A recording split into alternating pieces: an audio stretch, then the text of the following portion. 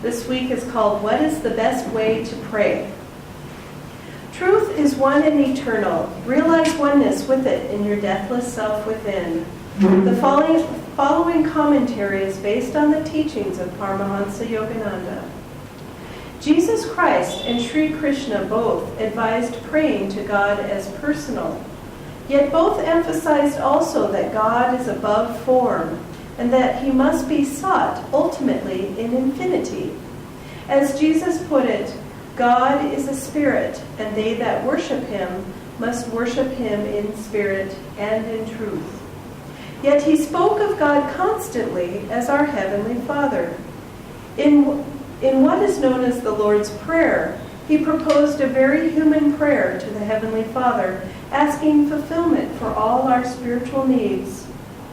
The Bhagavad Gita explains that man, living as he does in the human body, finds it difficult to worship infinity, as though the ego and body didn't exist.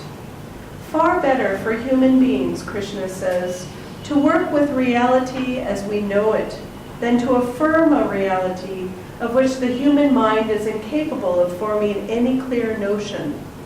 Encouraging the devotee in this direction, he says, O Arjuna, be thou a yogi. That is to say, be one who works with, not in rejection of, the energies of the body and the natural tendencies of the mind. In the 12th chapter of the Gita, Arjuna says, those who ever steadfast worship thee as devotees, that is to say, in an I and thou relationship, and those who contemplate thee as the immortal, unmanifested spirit. Which group is better versed in yoga? The Blessed Lord replied, those who, fixing their minds on me, adore me, ever united to me through supreme devotion, are in my eyes the perfect knowers of yoga. Those whose strict aim is union with the unmanifested choose a more difficult way. Arduous for embodied beings is the path of dedication to the Absolute, the path, that is to say, of Jnana Yoga. Thus, through Holy Scripture, God has spoken to mankind.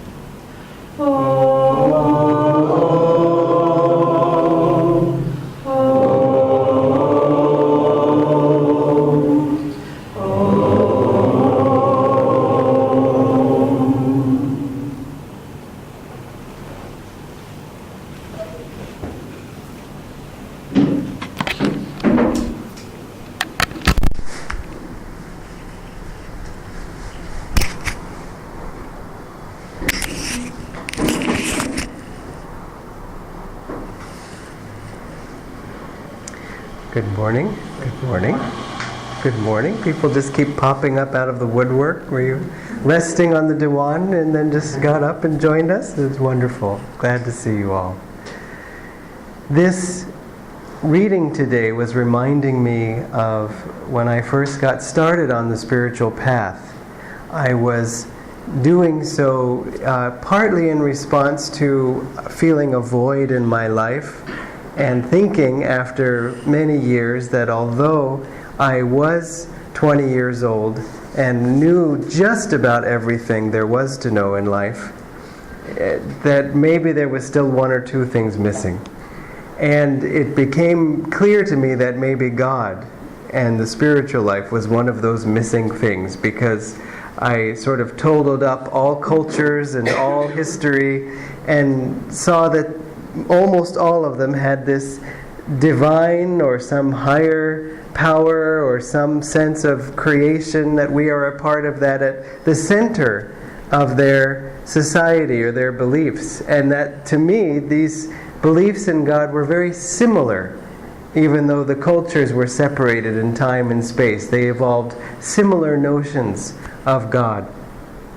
I remember, in saying that, I was at a Indian philosophy class, and a man stood up and spoke, gave a presentation at the end of the year, one of the students, on, I think it was on Hinduism. I mean, it was certainly, that was the center of everything, but I think he gave, perhaps it was a particular sect of Hinduism or something, but I asked a question at the end, and I said, what's so interesting to me, and I wonder if you found this, is how similar all the different religions are. And he said, what do you mean?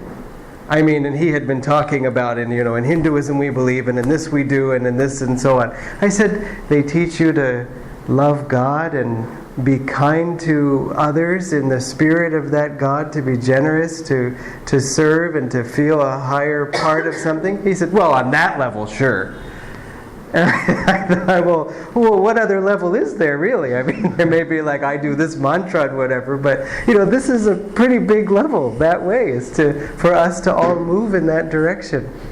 But in any case, I didn't have a personal relationship with God. I had no place for God in my life up until this point of really deciding to seek. And part of what drove me to seek, as with many devotees, was suffering.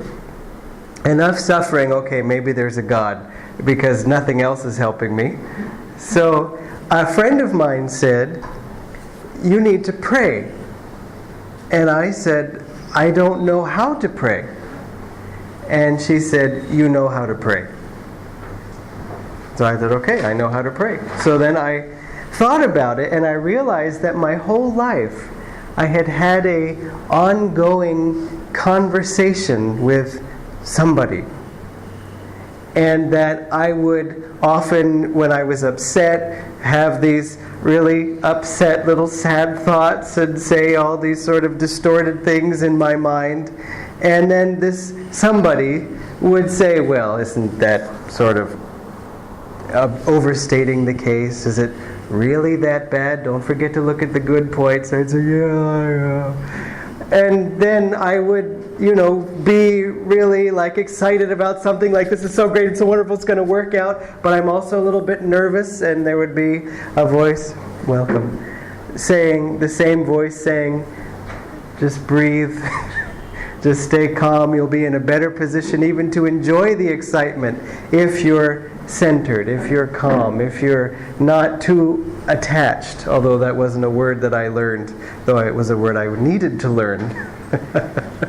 Now, in terms of that conversation, this is the same way that Master and Krishna and Jesus encouraged us all to pray, to have a personal relationship with God. It doesn't mean that if you don't feel that that's wrong or anything like that. But in terms, personal in the sense of being open, personal in the sense of inviting God in. Swami and Master both said, don't, for example, when you do something wrong, say, well, I hope he didn't see that. Because he said you can be sure he did see it. And in fact, I was thinking it's a very encouraging feeling to even know, I hope he didn't see that, because it means you saw it. It means we realize, you know what, that's a little slightly something I wish I hadn't done. Even that sense of right and wrong is crucial for the devotee. We have to know when we're in tune, when we're out of tune, when we're moving in the right direction, when we're not. That little indication in the heart, the calm expansion, the calm relaxation, the joy, versus the pinch. If we don't have that, or to the extent that we drift away from that, then we sort of get a little lost. Krishna even says in a different passage of the Gita, from contemplation on sense objects springs desire for them. Desire, when denied, flames to anger. Anger eventually turns into infatuation, which is the thought that only this one thing will make me happy. And it goes on to a few more things. And the ultimate is, and then from this basically comes the loss of discrimination. The ability to tell right from wrong.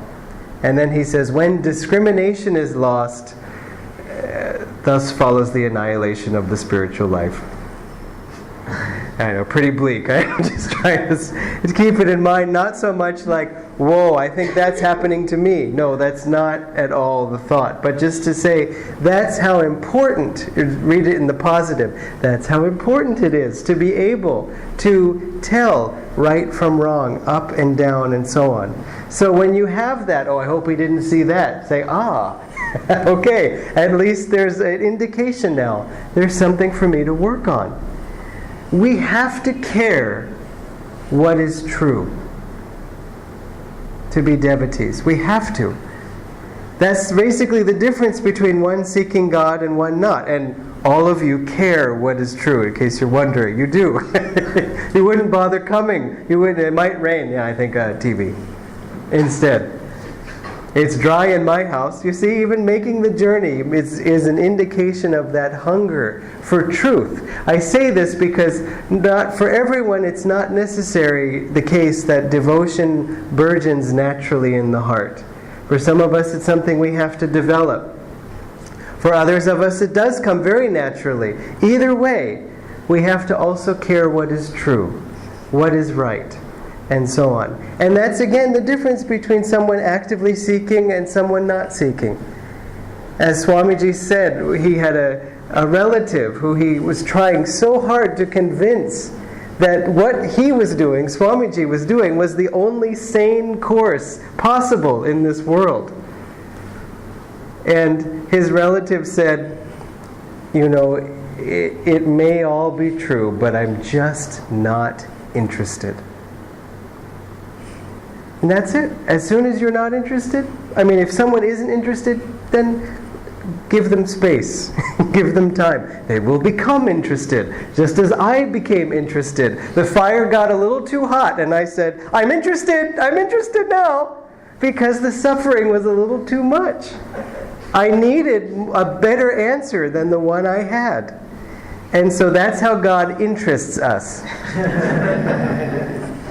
Now, so give people space and time, and don't feel badly about, this is not about being the perfect devotee who never sways, who never falls, who never stumbles. As Swamiji once put it, a devotee like that is a devotee who's not trying hard enough. You see, if you're not tested, if you're not challenged, if you're not up against something that's pretty big, but just, yes, I did this, I did that, and so on, then it means that life hasn't thrown enough at you. Because it shouldn't be that easy. There's a prayer that was being sent around on the internet saying, Lord, so far today I have had uplifting thoughts. I have remained, even in the affirmation, even-minded and cheerful. My only thoughts have been about you, and I am thinking about what difference, a positive difference I can make in the world. But I'm about to get out of bed now, and so...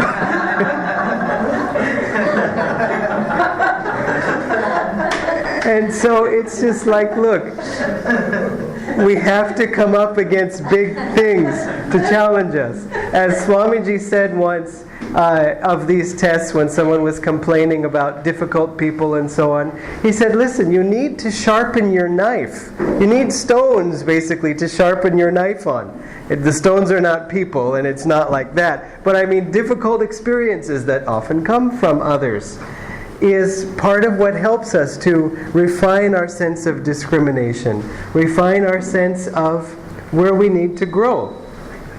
It says in the marks of a true renunciate in the Nayaswami order book, Swamiji, there's a little section at the end of chapter 1 that has come to be called the 14 marks of a true renunciate, where he says, what are the marks of those whom I would consider worthy of the title renunciate? And he said, first, they should have no or very few desires. Now, it's possible to read that, and I have to confess that this was one of my thoughts when first reading it, that desires.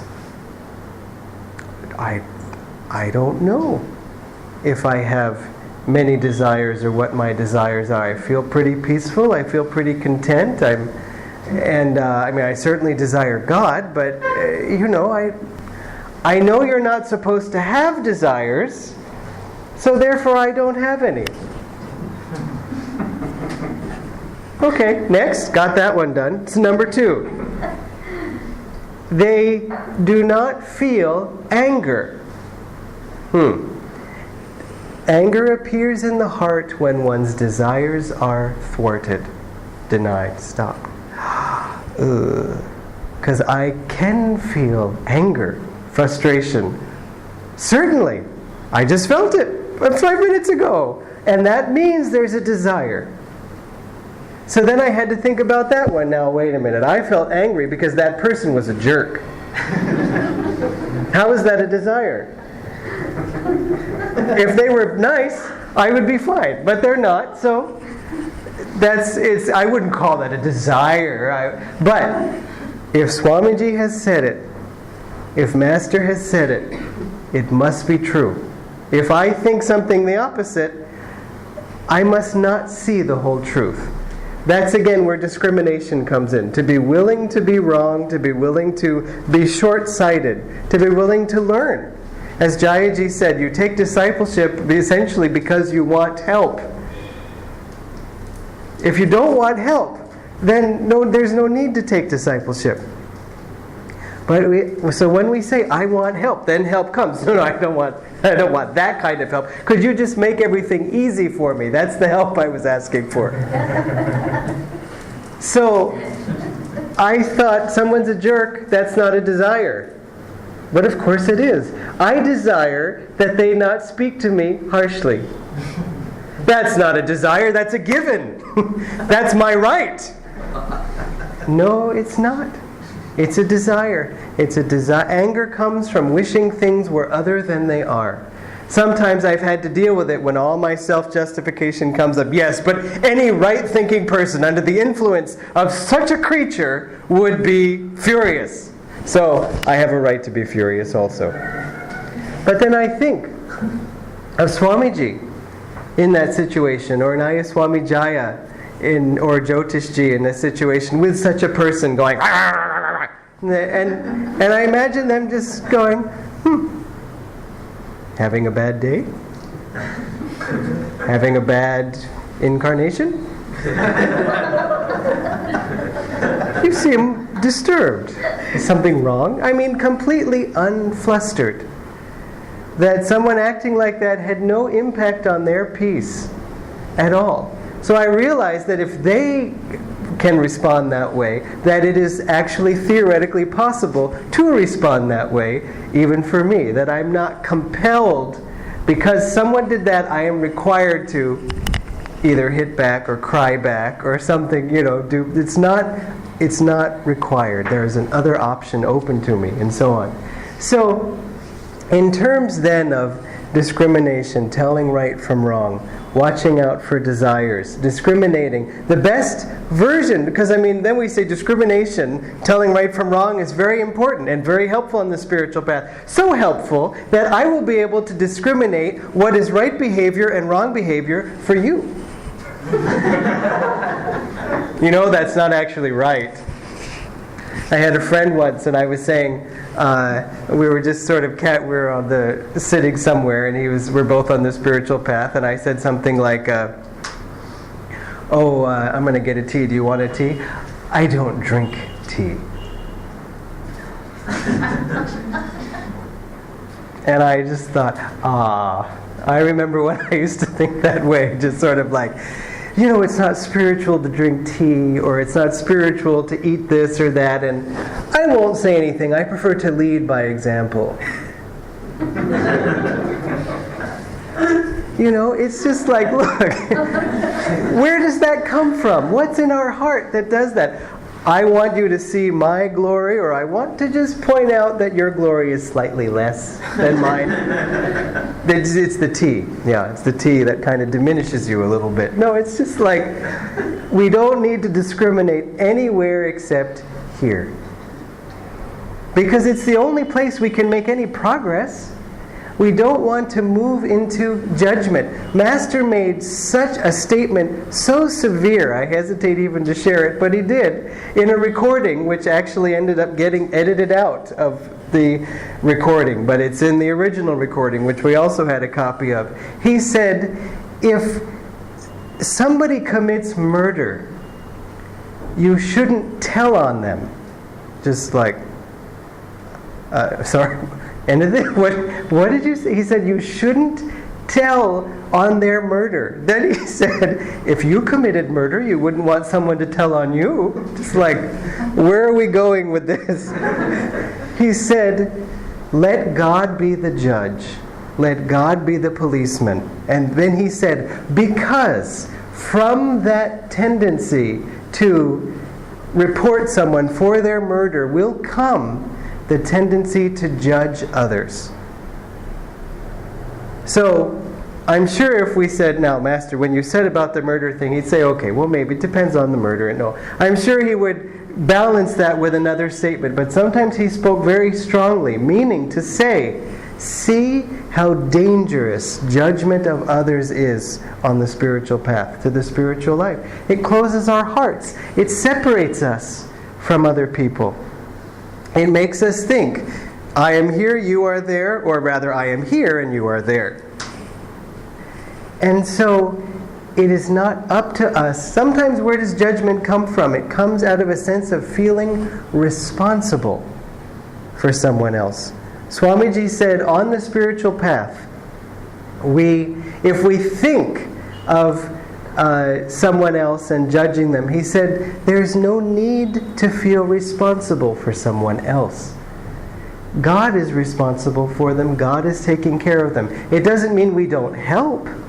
It doesn't mean we don't offer kind-hearted support, but not with a sense of ownership. Not with a sense of even parenting, or sort of like, yes, I will extend a hand or something, or I need to keep pushing you up. Not with a sense of desire for what we'll get out of it. I want to keep you in a good mood so I can stay in a good mood. Because when you're not in a good mood, well, then it's hard for me to be in a good mood. So cheer up, please. No, it's not like that. Offer it freely, and so on. But find that joy inside. Now, what if we have... That's the whole secret about this, how the right way to pray. The right way to pray is different for each of us. It isn't sort of like someone's praying, oh God, I worship Thee in all Thy forms, in my heart, in the hearts of all. And someone says, now that was the right way to pray. But let me see if I can pray a little better. Oh, Divine Mother of the Universe. No, it's not an outward competition. Some of us pray to the Divine Mother. Some of us pray to the Heavenly Father. Some of us pray to God as friend. Some of us pray to God as the Beloved. Master also added you can pray in the relationship of student to disciple, and also from as parent to child. These are the relationships you can have with God. The ones he emphasized are the ones we say in our prayer every day. Heavenly Father, Divine Mother, friend, comma, beloved, comma, God. These are the four relationships. And so, why? What makes it right is part of the question. What makes it right is that it works. Now, I don't mean it works in the sense of, hey, I prayed that it rain, and hey, that worked. Okay, what else can I pray for? No, it's not that the prayer works in an outward way. That's not what I mean, though often it does. But it works because we feel the response in our heart. We feel the joy in our heart. We feel sometimes the unburdening, the opening of the heart. We feel more peace only because we feel, okay, I expressed it to God, now it's His responsibility to take care of it. We feel the trust. That's what makes it right. And that's what makes the spiritual path in some ways so easy.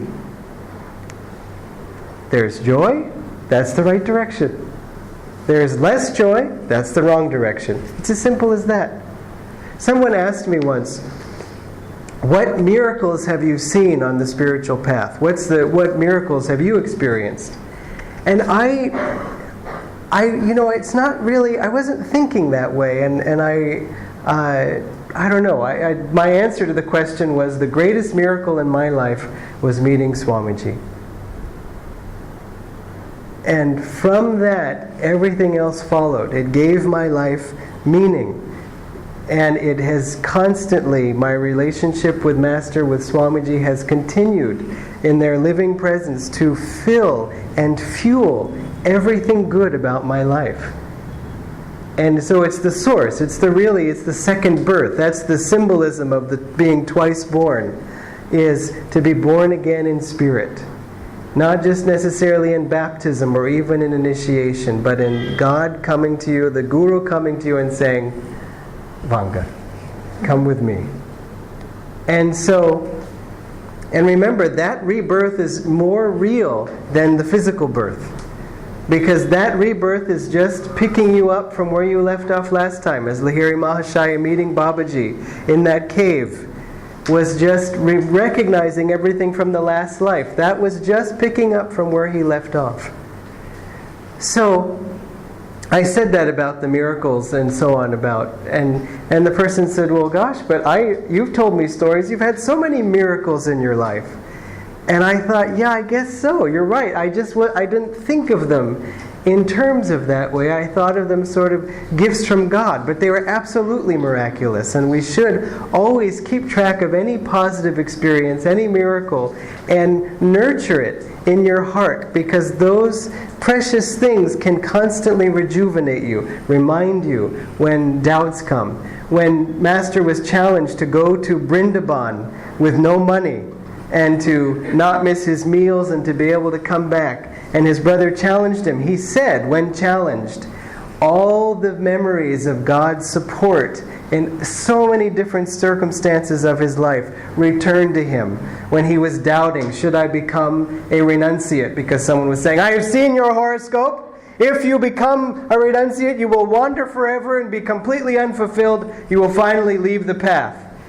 And he said, Master wrote, although I felt so sure this is what I wanted to do, still he was a little shaken by the prognostications of the predictions of this Pandit and his son. And so he said, Divine Mother, answer me right now. Do you want me to live only for you or not?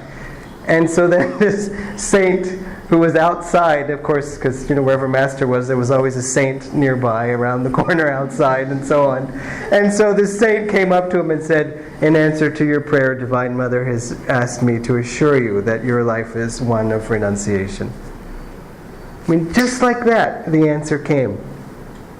And so he recalled, for example, that example as a reassurance in this case when a new challenge came. So similarly, let us keep any kind of miracle, any kind of blessing. They often come at the beginning of the spiritual path. It's not that they stop coming then, but it's just that sometimes those are very precious because they're at the beginning. But anytime they come, keep track of them. Use them to re-inspire yourself or to encourage yourself to remember, oh yes, that's right. God is there. I remember all the joy I felt. I was going in the right direction. Then something's wrong because I don't feel it in my heart. We completed yesterday a class level 4 part 3, which is for new Kriya initiates after they take Kriya initiation, and to go over certain things and so on. And one of our friends shared that she said, when I got so busy during the Deepavali holidays that I couldn't meditate as long as I normally do, and I felt restless. I felt that something was wrong. And then after a few days I was able to meditate the full hour and a half, and then I could feel that restlessness come in and then dissolve, go away. And one of the things that we discussed as part of that was that's what coming to your center means. When you meditate, before Kriya even, when you come to your center, then you suddenly know what it's like to be centered. And then we learn what it's like when we're not centered. You see, when we're walking around not centered all the time, then it's like, what do you mean? This is how I walk. This is how I am. I'm not centered over here. I'm not centered over here. And there's no reference point. There's no baseline. There's no spine. When we are in the spine, we feel calm, we feel joyful, we feel strong. We feel a connection, and everything seems to work. And then as soon as we're out of that, it's not happening, we go, something's wrong. Because I shouldn't be feeling this way. I don't mean that in a judgmental way, but in terms of the calmness in my heart, Enge, where is it? It should be there, because I have felt it before. That you realize that's your natural state. So something that's weird is unnatural. Now, what do you mean? Everybody feels this way. It's up, down. I mean, what do you think? You could just be happy all the time? Yes. Yes. Anytime that thought comes into your mind, either from yourself or from your friend, well, I mean, come on, not really. Just say, I can. It doesn't mean I can be happy all the time because from now on everything is going to go well. We sometimes have that prayer of Divine Mother, can you please, I would like a lifetime supply of sweet lime soda. Fresh lime soda sweet. Right there. And so she gives it. Nice. Opera, one more please. And then, so she keeps giving. And we give thank you. And then we read the newspaper and we surf the internet and, we think more of the sweet lime soda at that point. Not necessarily of Divine Mother. Then, because she has a good sense of humor, suddenly she gives us fresh lime soda salt. All salt. And we go, ah, hey! And she says, exactly. We get that salty, and then we have to look to her. Then we ask for help. What did you do? What's happening? Please bring the sweet back. And so that's sometimes how she gets our attention. Now, I don't mean that it's a sport where she just says, it's been a while since you thought of me. Oh, I'm thinking of you now. No, it's not like that. It doesn't come from that. It comes from her saying, now it's time to grow. That's what pain is. That's why pain in its own way is incredibly helpful, because it shows us this is a place where I need to grow. I mean that compassionately. Sometimes the first stage of the pain is just getting to a calm place. Sometimes the first stage of pain is grieving and releasing some of the pain outwardly. So I don't mean it in just a pure, that shows you have to grow. But at a certain point, once the calmness comes, once the grief starts to pass, and those are necessary stages, is that we start to say, okay, how can I grow? How can I find peace? Sometimes the only peace is not through an analysis or through some kind of wisdom impersonally, though that can come. It just comes from Divine Mother. It just reminds me I have to cling all the more to you. You're the only security I have. You're the only friend I have. You're the only one, as Swamiji said, who never misunderstands.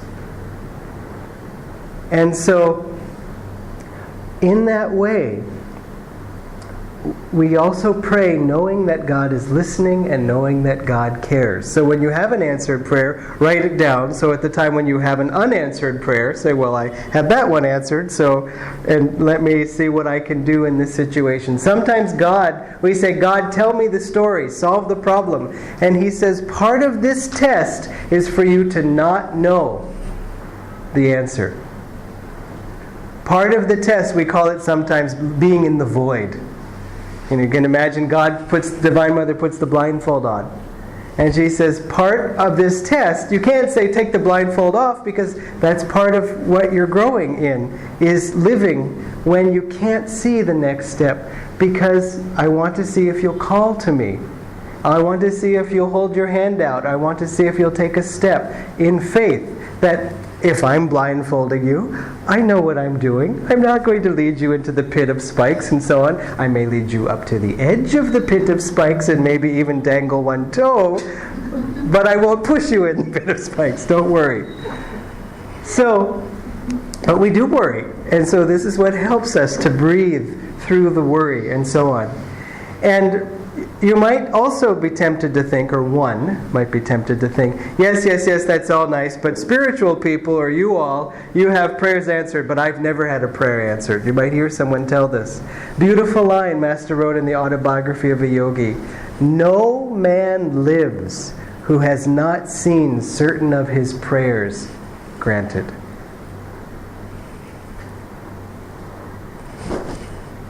That's it.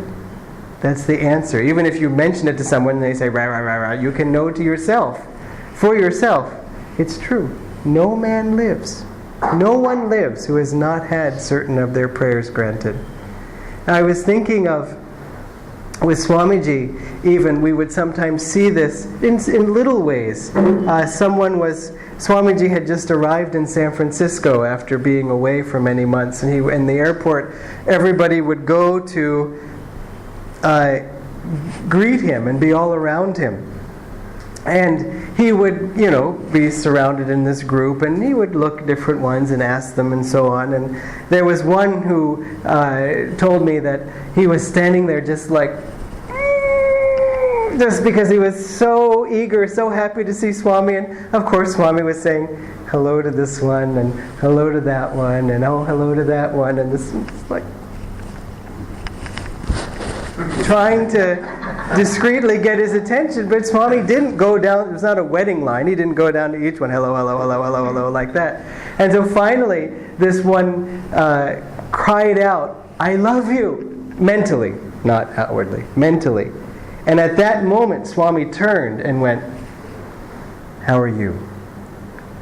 And I went, oh, fine, sir. But you see, Swami caught the thought. Another man was saying that he wanted to meet Swami, and this was in a large gathering and at the village, and so about 200 people there. And so Swami had finished giving a sat. Swami came in. The man had placed himself right at the aisle. And Swami came in. Okay. And then he gave the whole satsang, and then he started to come out, and the man again. Mm-hmm. In the aisle, waiting, hoping to catch his eye. The man's name was Patrick. And as Swami passed him, he didn't say anything, and his heart fell a little bit, and he thought, oh well, that's okay. And at that moment, someone grabbed his arm, and he looked, and it was Swamiji. And Swamiji said, nice to see you, Pat. And then he went on. And the man had never introduced himself to Swamiji. He doesn't still know how Swamiji even knew his name. I say this not only to emphasize, of course, Swamiji's joy, but also to help, because it was so easy to see prayers answered through him in these simple ways. But, of course, they're deeply, deeply meaningful. And so that God comes to us in all these different ways, but it's not hard to follow the spiritual path in a certain way. And this is the point I was trying to bring up about the miracle in my life was meeting Swamiji. And this friend of mine asked me, but it was sort of in the back of her questions, like, but how can you be so devoted? Or how can you be so focused on this all the time? Or how do you have such faith? I mean, you're always happy.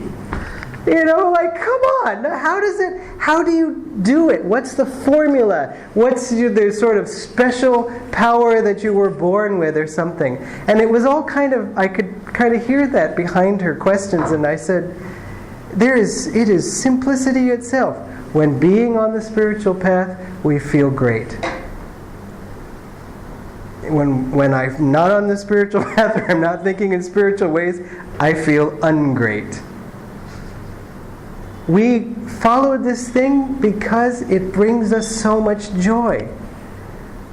I mean, when you see someone eating murka, you don't ask them like, how can you force yourself to eat that? Just like, Venema? Just like, I mean, I think murka crosses all cultures. You could bring an Eskimo here, you could bring someone from South America, just give one murka.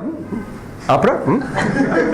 It's just, it brings joy. Or Mysore Pak, or put in whatever you want. But it's just like, you don't have to sell it to someone to convince them. Once they try it, that's it. Master often told the story of a farmer who had a rich man friend visit him, and the farmer served him some cake and said to him, "This is the best cake you will ever taste." And the rich man took the cake, and it's kind of dry and crumbly and hard, and had this sort of rock sugar, and this thing would just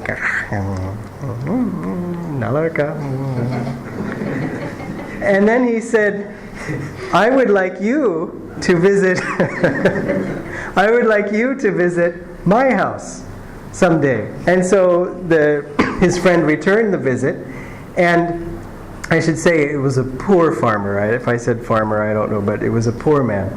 And when he came to his rich friend's house, and then he said, "Why don't you try some of this cake?"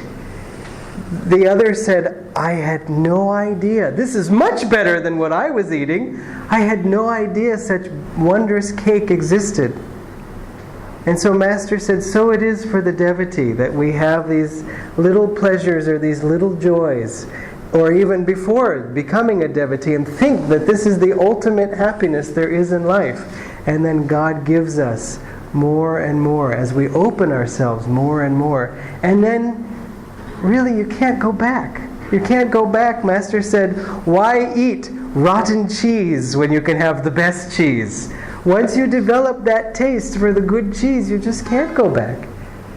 It's not out of willpower. It's not out of, I don't want the moldy cheese. I will not eat the dry bread. It's just like, who wants that? No one. Except there are people going, just no. As that one saint that Master met, the levitating saint. They said, you have renounced riches, because he had come from a wealthy family, to just share teachings freely with us. And he said, why praise me? He said, it's the worldly person who is the real renunciate. He said, they renounce an infinite kingdom of bliss for a few paltry pleasures, for a few trinkets. And so, that part that is in you is a gift. Nurture it, feed it, fuel it. That part that it gets joy from this. And when you feel the absence of it, don't be hard on yourself. Don't say, well, I must be wrong. I must be, going in the wrong direction because I feel badly. Because that's just Maya's way of trying to lead you further. Just say, Lord, help me to open my heart. Help me to feel more peace. Help me to feel that joy again. And then even if I don't, help me to just stay on the path. Help me to just keep going. Sister Gyanamata, Yogananda's most advanced woman disciple, she said, when joy is lacking, then duty must fill the breach, must fill that open space. That the Lord, even if you're not going to reward me every meditation with some sweet, fresh lime soda, I'm going to keep going because I know that this is the truth. I know this is the right thing for me, and I know that just around the corner I will see your sun shining on me. I'd like to close with a reading from Whispers from Eternity. This is a book of prayers, another helpful aid in stimulating your prayers. Teach us to consider no work more important than thy work. O Spirit, as no work is possible without borrowing from thee the power to perform it, so teach us to consider no work greater than thy spiritual work. Teach us to feel that, since no duty is possible without thee, so no duty is more important than our duty to thee. And teach us to love thee above everything, for we cannot live or love anything or anybody without thy life, thy love.